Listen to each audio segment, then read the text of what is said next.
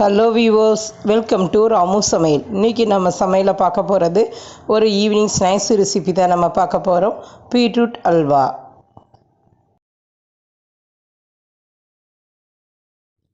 இங்கே பாருங்கள் வியூவர்ஸ், இன்றைக்கி நம்ம வீடியோவில் பார்க்க போகிறது பீட்ரூட் அல்வா தான் நம்ம செய்ய போகிறோம்.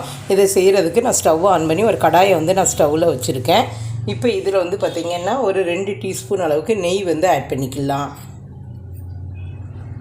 இப்போ முந்திரி பருப்பை நம்ம வறுத்து எடுக்க போகிறோம். அதுக்கு கொஞ்சமாக நெய் ஆட் பண்ணால் போதும்.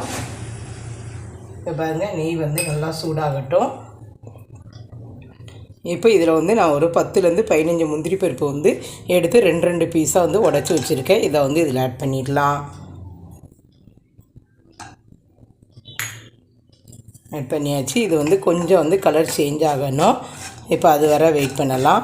இந்தளவுக்கு பொன்னிறமாக இருந்தால் போதும். இப்போ இந்த ஸ்டேஜில் நான் ஒரு 5 ஏலக்காயை நல்லா தட்டி எடுத்திருக்கேன். இதையும் இதில் ஆட் பண்ணிடலாம்.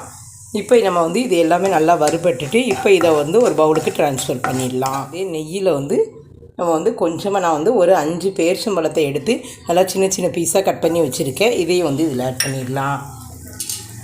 இதுவும் கொஞ்சம் நெய்யில் வறுத்துட்டு ஆட் பண்ணும்போது இன்னும் கொஞ்சம் நல்லா ஒரு ஹெல்த்தியானதாக இருக்கும். ஒரு அயன் கண்டென்ட்டும் இருக்கும். பீட்ரூட்டும் நம்ம பேரிச்சம்பழமும் சேர்த்து சாப்பிடும்போது அயன் கண்டென்ட் ரொம்ப அதிகமாகவே இருக்கும் இந்த அல்வாவுக்கு. அதனால் இது ஆப்ஷனல் தான். ஆனால் இது செஞ்சிங்கன்னா இன்னும் கொஞ்சம் ஹெல்த்தியாக இருக்கும். கொஞ்சம் ஒரு 2 பீஸ் ஆட் பண்ணால் கூட உங்களுக்கு போதும். இங்கே பாருங்கள், இதில் நெய்யில் இந்த அளவுக்கு வறுத்தாலே போதும். இப்போ இதை ஒரு பவுலுக்கு நம்ம ட்ரான்ஸ்ஃபர் பண்ணிடலாம். பாருங்கள், இப்போ இதில் இன்னும் கொஞ்சமாக நெய் ஆட் பண்ணிக்கலாம். ஒரு 1 டீஸ்பூன் அளவுக்கு நெய் ஆட் பண்ணிக்கலாம். நெய் ஆட் பண்ணியாச்சு. இப்போ இதில் நான் 2 கப் அளவுக்கு பீட்ரூட் துருவி எடுத்துகிட்டு வந்திருக்கேன். இதை அப்படியே இதில் ஆட் பண்ணிடலாம். நெய் விட்டு வறுத்துட்டு நம்ம இதை வேக வைக்கும்போது நல்ல ஒரு ஸ்மெல்லு, நல்ல ஒரு வாசனையாக இருக்கும். இங்கே பாருங்கள், இதை 2யுமே ஆட் பண்ணியாச்சு. இப்போ இதை கொஞ்ச நேரமாக நம்ம நெய்யில் போட்டு நல்லா வறுத்துக்கிடணும். நெய்யிலே பீட்ரூட் ஓரளவுக்கு வதங்கியிருக்கு. இப்போ இந்த ஸ்டேஜில் நம்ம பீட்ரூட் எடுத்த அதே கப்புக்கு நான் 1.5 கப் அளவுக்கு பால் எடுத்திருக்கேன். இது காய்ச்சி ஆற வச்ச பால் தான். இதை அப்படியே ஆட் பண்ணிடலாம். இப்போ இது பால்லே தான் நம்ம வேக வைக்க போகிறோம். அப்படின்னா தான் நமக்கு ஃபைனாக நமக்கு ரெடி ஆகும். நம்ம 2 கப்பு பீட்ரூட் துருவல் எடுத்தாலுமே அதை வதக்கும் போது அளவு குறைஞ்சிரும். அதனால் நம்ம ஒரு 1.5 கப் அளவுக்கு பால் எடுத்தாலே போதும். இப்போ இது நல்லா இந்த பால் வற்றக்கூடிய அளவுக்கு இதை வேக வைக்கணும். இப்போ அது வர வெயிட் பண்ணலாம். இப்போ இது வேகும்போதே நம்ம வதக்கி வச்சுருந்தா இந்த பேரிச்சம்பழம் இருக்குது பாருங்கள், அதையும் இதில் ஆட் பண்ணிடுங்க.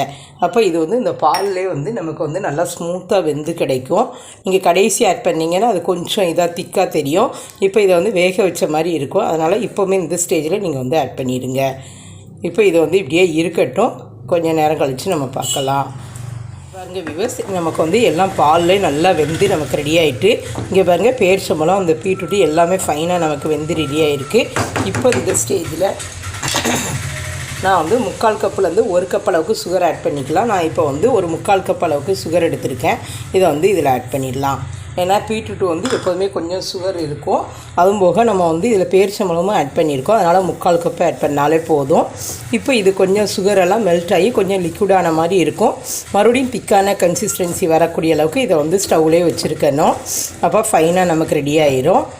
இங்கே பாருங்கள், இப்போ கொஞ்சம் உருகிருக்கு பாருங்கள். இன்னும் ஒரு 2 மினிட்ஸில் நமக்கு இது ரெடி ஆயிரும். அது வர வெயிட் பண்ணலாம். இப்போ நமக்கு சுகரெல்லாம் மெல்ட் ஆகி இன்னும் கொஞ்சம் நல்லா திக்காக வந்திருக்கு பாருங்கள். இன்னும் இது திக்காக வரணும்.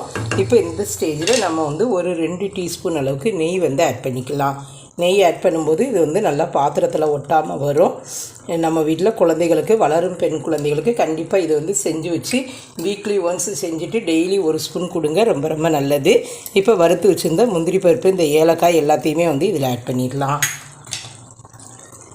இது நம்ம ரத்தத்தில் உள்ள சிவப்பணுக்களை அந்த கவுண்டிங் இன்க்ரீஸ் ஆகிறதுக்கு இந்த பீட்ரூட் அல்வா ரொம்ப யூஸ்ஃபுல்லாக இருக்கும். அதனால் டெய்லி 1 ஸ்பூன் உங்கள் வீட்டில் குழந்தைகளுக்கு கொடுங்க. ரொம்ப ரொம்ப நல்லது. இங்கே பாருங்கள், இது இன்னும் கொஞ்சம் நல்லா திக்காக வரணும். இப்போ இன்னும் ஒரு 2 மினிட்ஸ் ஆகும். அது வர வெயிட் பண்ணலாம்.